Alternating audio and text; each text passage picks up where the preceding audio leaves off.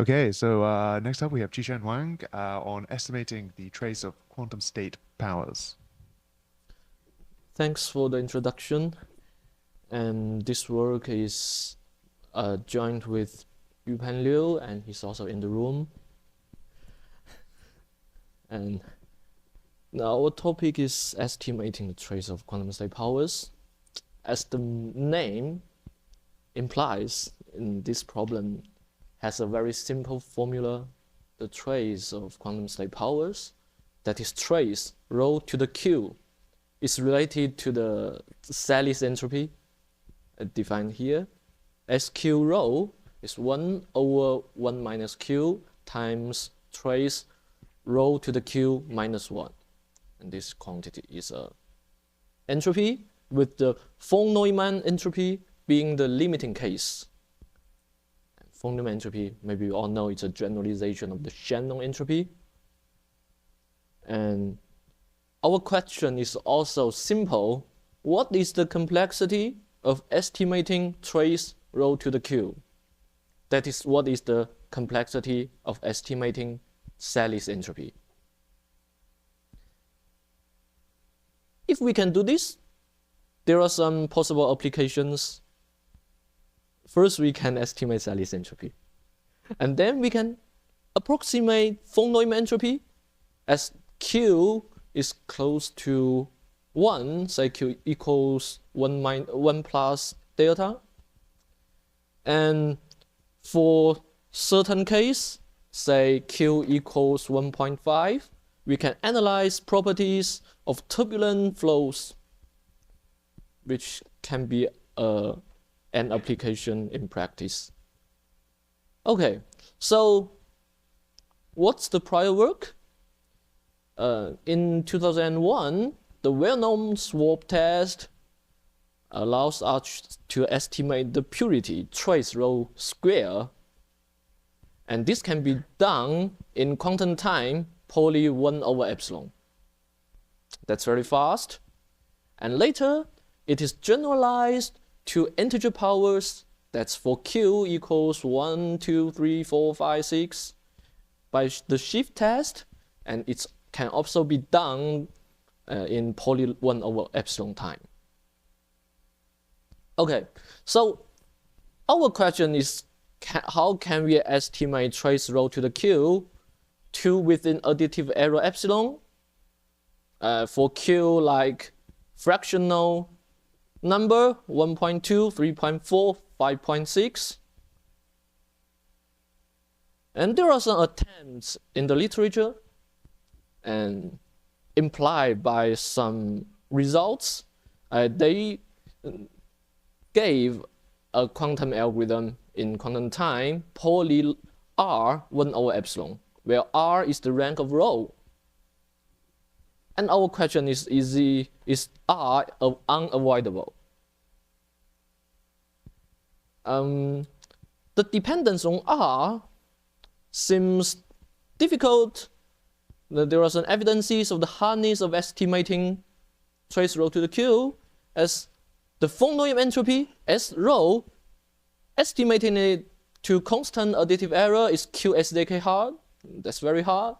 And estimating it requires query complexity, omega square root r, and requires sample complexity, omega r.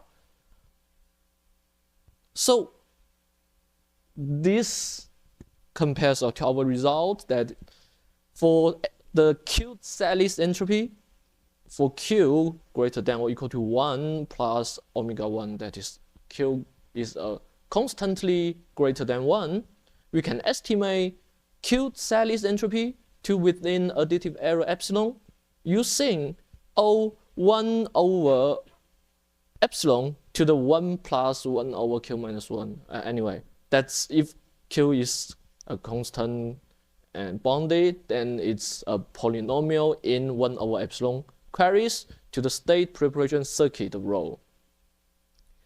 And here we know that we remove the R dependence and thereby achieving an exponential speedup over the prior results of Pauli R 1 over epsilon. And this result also implies that Sally's QEDQ is in BQP. This is a decision version of Sally's entropy estimation. Sally's QEDQ is a decision problem that is given n qubit quantum states rho 0 and rho 1, determine whether the difference between their Sally's entropy is greater than or equal to a constant or less than or equal to a minus constant. And we also have some lower bounds in hardness for Q in 1 to 2 inclusive. Sally's QEDQ is BQP hard, and for Q that is very close to 1, inverse polynomially, Sally's QEDQ is QSZK hard. This implies that Sally's QEDQ is BQP complete for constant Q. Between 1 and 2, 1 is exclusive and 2 is inclusive. For the special case, Q equals 2. This means that estimating the purity of a quantum state is BQP complete. And the figure below is a summary of the hardness result. That's Q equals 1 means the von Neumann entropy estimation that is known to be QSZK complete. And for Q very close to 1, we also show that it's QSZK hard. And for Q constantly greater than 1, it's BQP, and less than or equal to 2, it's BQP complete. And for Q greater than 2, we show that it's in BQP. So this can be understood as a dichotomy theorem on approximating the von Neumann entropy. So let me introduce the idea behind it. For the upper bounds, our approach is actually simple. It's by using the Hadamard test. The Hadamard test is very simple. That is, we use a sample of rho, and we use a unitary operator that is a block encoding of A. Then we can output a binary X such that the probability that X equals 0 is 1 plus trace rho A over 2. So we can estimate trace rho A in this way. And yeah, we can just replace A by rho to the Q minus 1. If we can. And then we can estimate trace rho to the Q with poly 1 over epsilon repetitions. The key step you can find is to implement a block encoding of rho to the Q minus 1. We can think of quantum singular value transformation. But this time, we have to find a uniform approximation polynomial of x to the q for constant q greater than 1. To this end, we use the polynomial pdx of degree d by Bernstein 1938, such that pdx is very close to x to the q when degree d becomes infinite. And this polynomial can be further made efficiently computable. That is, there is a polynomial p prime d of degree d, such that p prime d is very close to half times x to the q. And the second condition is the QSVD condition. And the last d, the degree, is only related to epsilon. Okay, we are done. So let's consider the ideas for lower bounds. Our hardness of estimating Sally's entropy is based on the framework of Ben Arroyo, Schwartz, and Tashma. Well, they show that estimating the von Neumann entropy is QSZK hard.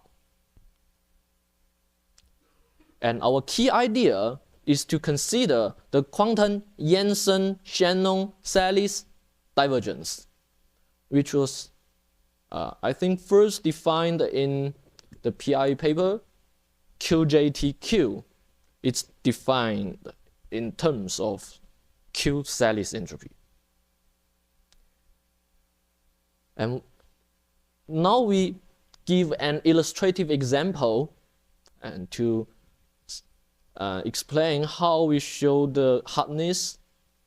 And here we are going to show Salis QEDQ is BQP hard for Q between 1 to 2 by the reduction from pure QSD. The pure QSD is the decision version of trace distance estimation between pure quantum states. And here pure QSD is precisely given two quantum states, NQB quantum states, psi 0 and psi 1. And the task is to determine whether the trace distance is greater than half plus a constant or less than half minus a constant. This is shown to be BQP hard.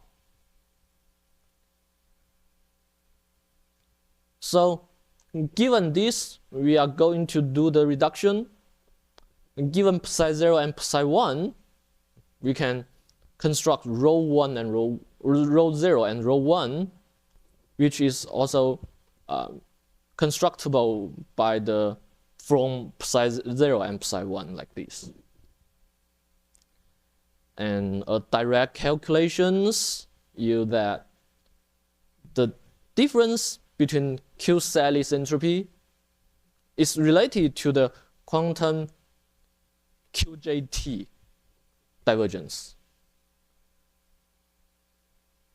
To show the reduction, we need the following inequality about QJTQ and trace distance.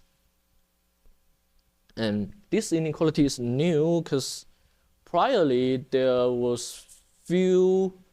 few inequalities about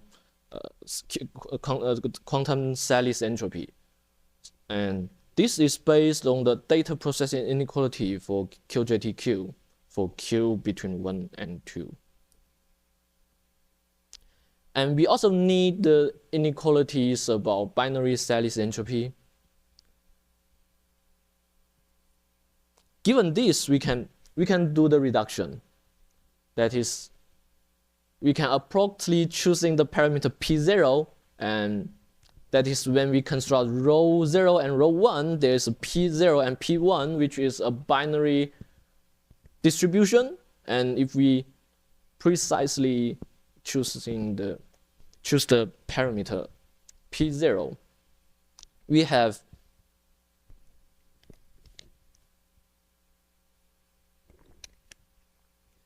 if the trace distance between the pure quantum states psi 0 and psi 1 is greater than half plus a constant, then the difference between their Salis entropy is greater than a constant.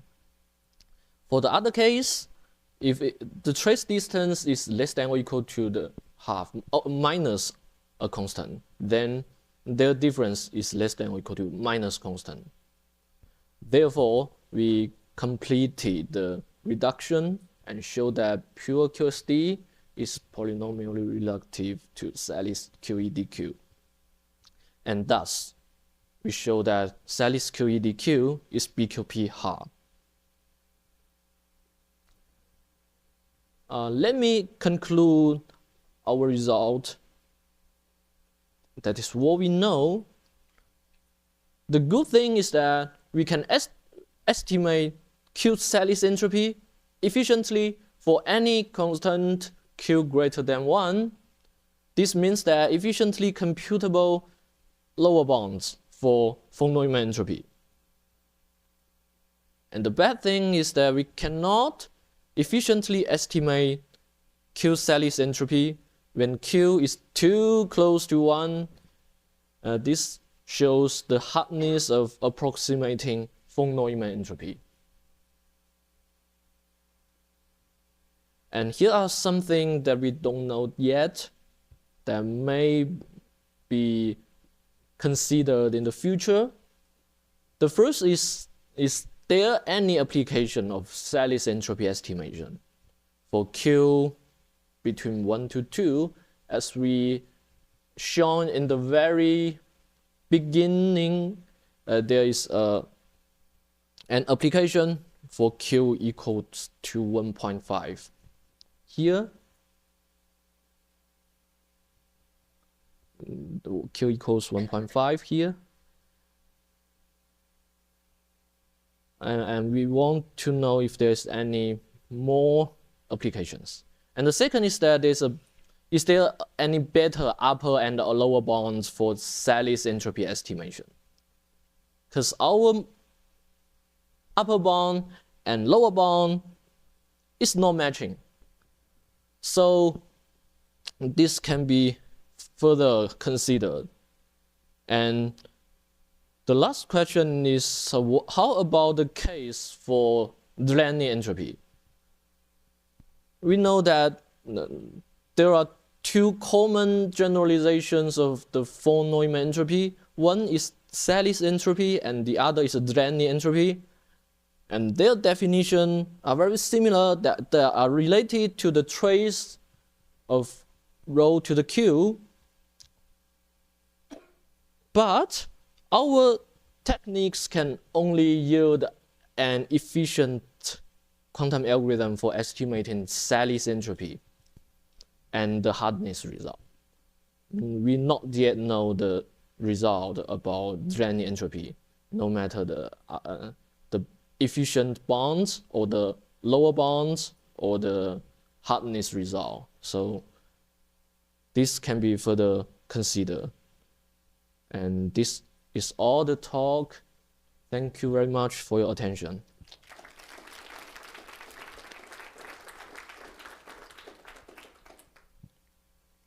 Questions? Just to follow up on your last point, beyond entropies, what about other nonlinear functions? Nonlinear functions. Correct. If the nonlinear function is related to the power of quantum states, I think the Sally's and Delaney are the most commonly used one. But if you consider many quantum states, say 2 quantum states, you can consider divergence and relative entropy and so on.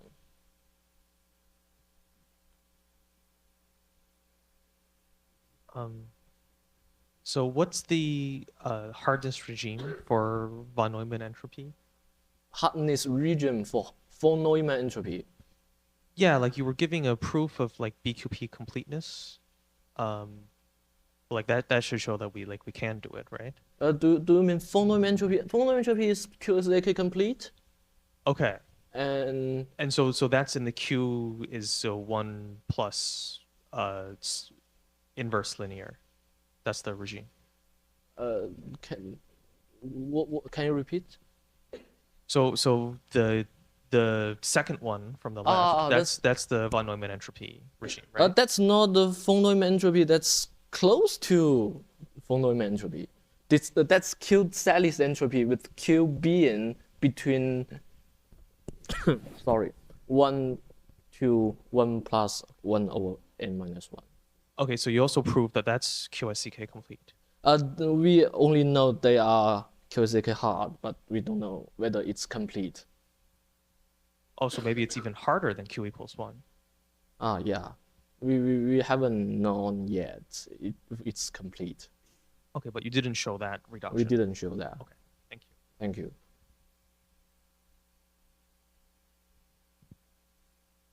Any other questions?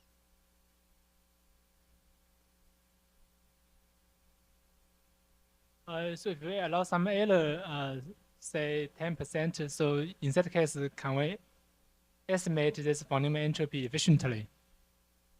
10%? Yeah, or some decision problem.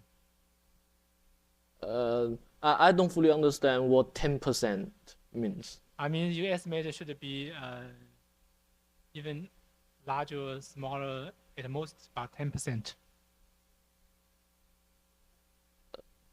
10% of what? Of let's say the volume entropy. I mean, 10% means it compares to Compared to the true value. which variable? I mean, the volume entropy. Volume entropy. Yeah. I'm so sorry. I didn't get what do you mean the two variables?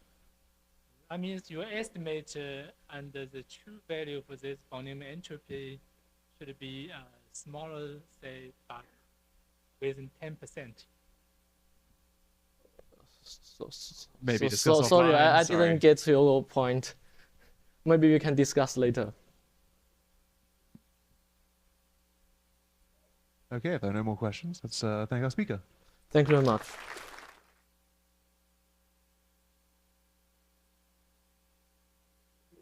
QIP attendees, as a reminder, the event registration information desk located in the main lobby of the convention center will close today at 5 p.m. sharp.